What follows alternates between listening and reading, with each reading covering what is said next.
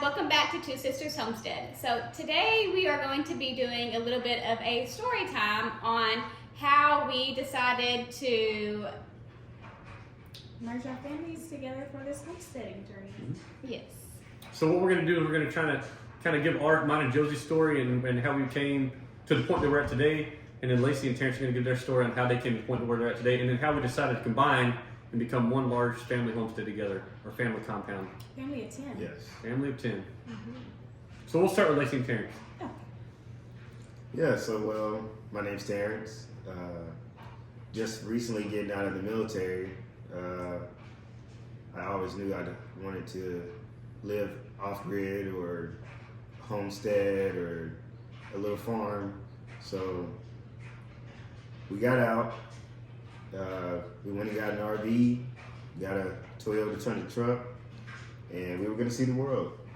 We just knew that we didn't want to be in Arkansas though. Yeah. So we already had everything going. We were going to go check out the Ozarks, Texas.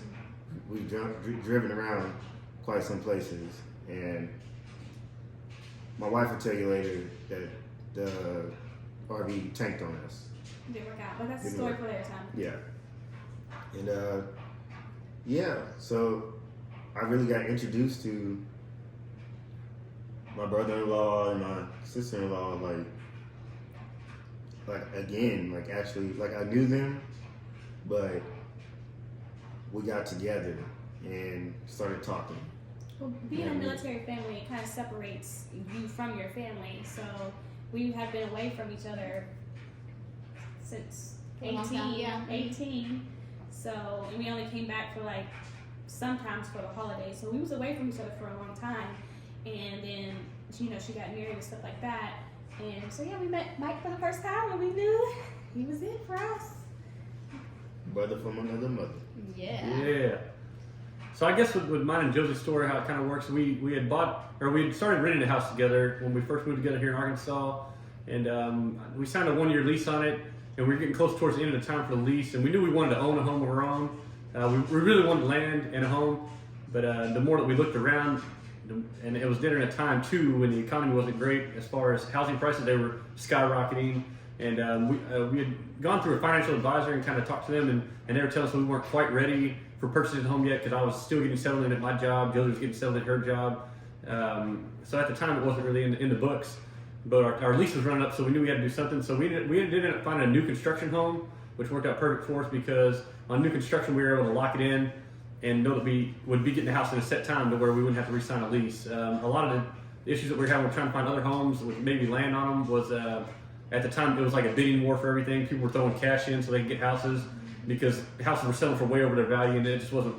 We weren't willing to pay that, and we weren't prepared to pay that. So we ended up buying a house together here in Arkansas, and we lived there for about 6 months when we realized this wasn't it for us.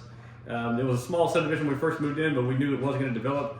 And after about 6 months, it had developed a lot, and it wasn't really for us. We knew we wanted our own space, and I've always been like this, and I don't think Josie has either. We used to love being around people a lot more. Now we kind of want to be on our own, do our own thing, along with our family. Not only that though, but in the subdivision we were in, you have HOA, so you can't paint your door, or you can't have certain things in your front yard, or you have to have your garage door closed by a certain time, or you can't have it open for too long. Just little things like that I didn't want to continue to have to do. Like, I want my own space. I want to be able to do what I want when I want on my own property. Yeah, if it's our house, we want it to be ours in whatever way that means. So that was kind of how we knew we wanted to buy land, but when we were still looking at that, we owned the house for almost 2 years, and then we started thinking, man, we should really start looking into land and get a little more serious about it. And Terrence and Laci, like I said, they had just gotten out, or Terrence had just gotten out of the military, so they were moving back, and they were planning on traveling around. And then once we all kind of got together and started talking about how we're all wanting to do kind of the same thing, I don't want to take credit, but I think it was kind of my idea. I was like, yo, we should do this together. It was my idea. Was it your idea? It was my idea. I think we did it collectively. I think it might have been collective. It might have been collective. Me and Mike. It was me and Mike's idea, and the ladies was like, No. I don't know if they're really Let's talk playing about it. around. No, or- they got on some bunker type, like Yeah. some end of times type thing, and bonded over the world ending.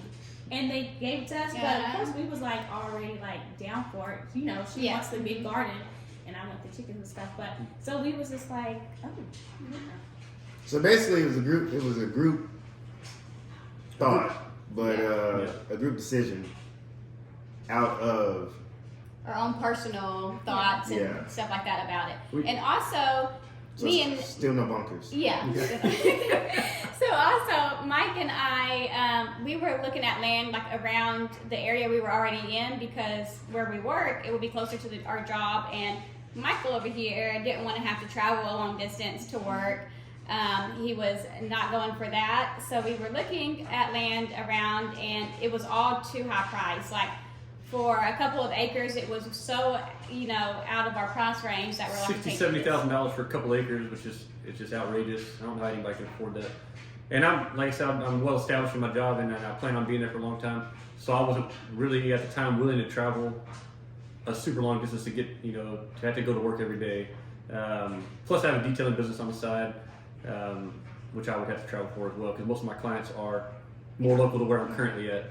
So we went on the hunt, couldn't find anything local, so we weren't necessarily giving up hope, but we were kind of like, well, I guess we'll just have to wait. And then one day my mom sends me a message on Facebook of like an ad on Facebook that it was showing the land in Malvern, which is actually, I guess we're not technically in Malvern where we ended up getting the land. But anyways, it looked too good to be true. It was saying owner financing, like $500 down, and then you have a monthly payment and you pay it out until it's paid off. So we were like, well, even if it is too good to be true, let's go check it out. No harm in going and looking at it. So we all loaded up after work one day. It was probably about 5:30. We got out there about 6:30 or 7, and they had the guy that owned the land. He had sectioned it off in 3-acre tracts, and he probably had like 50 of them. Yeah. But it's the majority of them had sold. So when we went driving down the road looking at the different tracks, So did we go once or twice? we went once. We went once. We went one time. Okay, I thought we went twice. No, we went once. We went out there and we were like, man, I don't know, because the tracks that were showing still available didn't look great. They were heavily wooded right at the beginning of the road, so you're not really off the main road too much. So we were unsure about that. Well, when we decided to drive down the dirt road a little further, and we found, he gave us a map of the tracks that were still available, and we found one track, which ended up being the track that we got, which was track 12 that was already had some cleared land. So that ended up, to me, was like a perfect situation as far as that goes. I personally, if we're being honest, I was still very skeptical about it because it was like, it's about an hour and 10-minute drive from my job. So I was, everybody else is very excited. They're all looking at it and they're super excited about And it. the whole time we were driving out there, so like they were in their vehicle, we were in our vehicle, and he was just quiet, not saying hardly anything. Just you knew that he did not want to be able to have to come all the way out here. Okay, yeah, that's true. Yeah. Yeah. So then we get out there, like I said, we're looking at it. The cleared land looked great. The wooded land looked great. And so we were looking at doing 6 acres.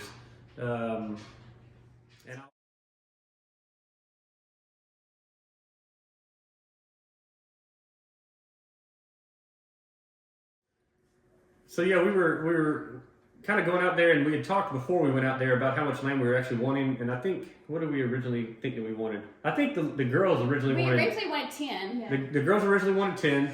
Terrence and I had looked on another individual's property at 5 to see how big it was, and I'll be honest with you, it was all me. I said 5 is more than enough. We're never going to need more than 5. 5's going to be a lot to maintain. We don't need more than 5 no matter what. So when we went and looked at these tracks, the guy actually, the person that we ended up buying the land from actually had 3 tracks in line together. So we would have had 9 total acres without any splits in between it for anybody else's land. So I was like, we don't need 9. We need 6 max. So they went with my idea. And it was a terrible idea because now who wants more land? He's like, every time we go out there, he's like, man, this is looking really small. Maybe we should have got more. We should have gotten more. Now he was like 36 acres. But what they're not saying is that we seen this land, and there was other people out there looking at it too. Yeah, there was a couple. And Yeah. we really felt like we didn't have enough time on our hands. You know, somebody was about to jump on this or whatever, But it was kind of sketchy. it was very sketchy. So we go out there. So let me set it up for y'all. So we go out there. It's like a new road that was cut in through this property. There's a bunch of signs saying for sale or sold. And it tells you, like, it has these markers where it starts and where it ends on each track.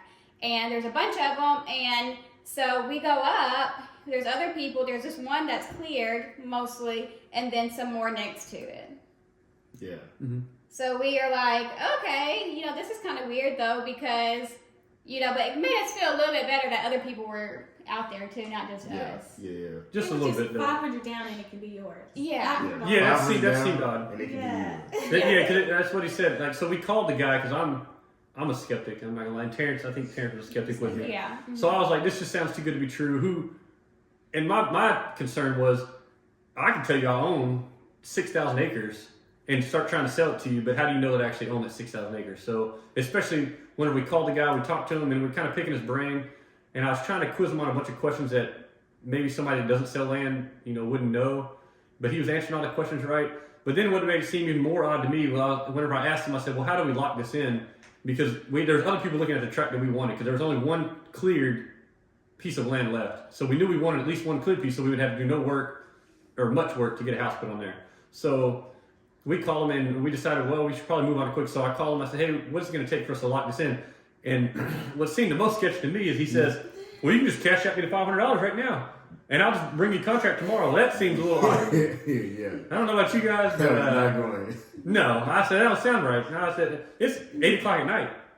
And So- we expressed to him that, you know, we were concerned. We were so concerned of it being a scam, and we're just trying to cover all of our bases. So we were asking quite a bit of questions. Yeah. I just told him straight up. I said, look, dude, I'll be honest with you. I think this is a scam.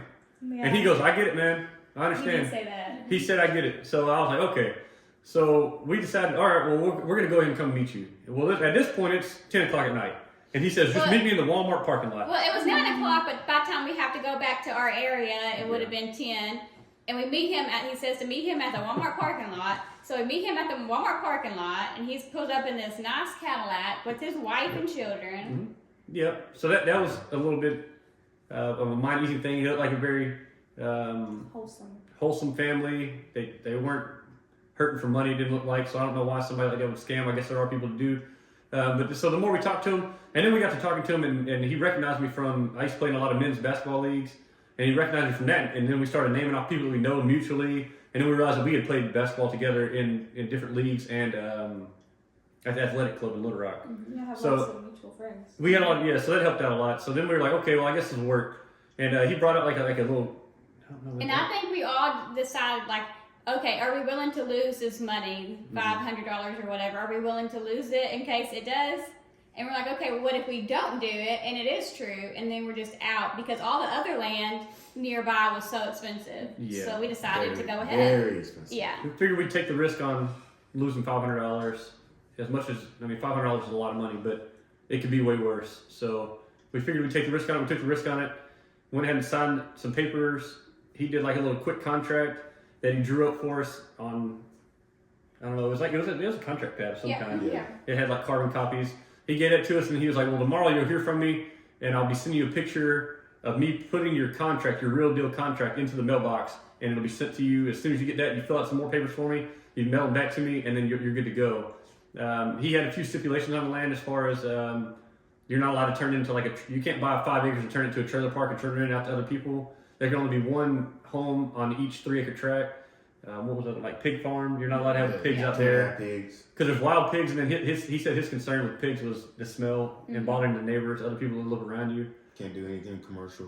You can't have run like a business out of it. So it's just simple stuff. Anyway, so it ended up working out. He sent us the picture next morning. It was a day and a half later, or 2 days later, we ended up getting the actual contracts in the mail. We looked it all over, and it was all legit. It looked We good. also did our research on him, though. We did a lot of didn't just research go- online. Yeah, after that, we just needed to Yes. lock it in because other people were looking at that property as well. Mhm. And we was willing to risk that $500. So the next day, that night, we probably both didn't sleep. Mhm. We started looking up all his stuff, Yeah. all about him, all about the stuff they Yep. looked up. Nothing. Better Business Bureau, but where are you? He had a real estate license though. We were able to Yeah. look him up and see he was a legit real estate agent. He also owns a used car dealership in Sherwood. Yeah. In Sherwood. So that worked out. And he knows some people that one of Josie's best friends from high school, husband owns a car dealership in Sherwood also, and they do business together. So that eased our mind a little bit. And then the other thing now that we know it's legit is anytime we had a question, like when we got ready we were doing the purchase of our home, like they needed a copy of an executed land deed showing that he owned the land and him sign it saying it was okay for us to have a house there, and he provided all that, no problem, no questions asked. He said whatever we need, he would send it to us, and it all had his name on it, so it was legit. So it all worked out great. Yeah. The only downside was me saying we only needed 6 acres because we could have had 9. Yeah. 9. And we were having could've done more hopes. than that. Yeah, and we were having hopes that so somebody ended up getting one of the tracks next to us. So we had hopes that okay, this other one next to us it's mostly cleared as well, and we haven't seen them people or whatever ever. So we're like, okay, well maybe they're just not really feeling it or something like that. And we messaged him and was like, hey, if this track comes available, then let us know and we'll buy it or whatever. And so he's like, okay, yeah, that might be in the plans or something like that. I can't We remember. were praying on this man's downfall Yeah. over here. Well, then come to find out, the last time we went out there, he's planting trees on the line between his track and another track, I guess to block it a little bit or whatever. And so I guess we're not going to be getting that one either. Looks like he's staying. So it looks like we got 6. Yep. And that's what we're Got going to have. 6. Yeah. Until But we can do it with 6 acres. we can do it with 6. Yeah. Now, if YouTube will take off for us, and you guys, all of our supporters out there, will really take off for us, and we start getting popular on YouTube, Yes. well, we're going to buy a 25 with a pond. We ain't done yet. We ain't done. It's only up from here.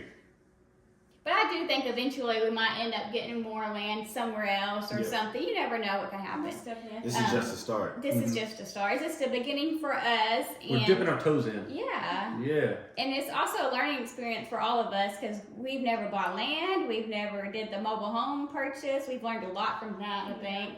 And also, we're going to be learning more about, gardening and animals and stuff like that.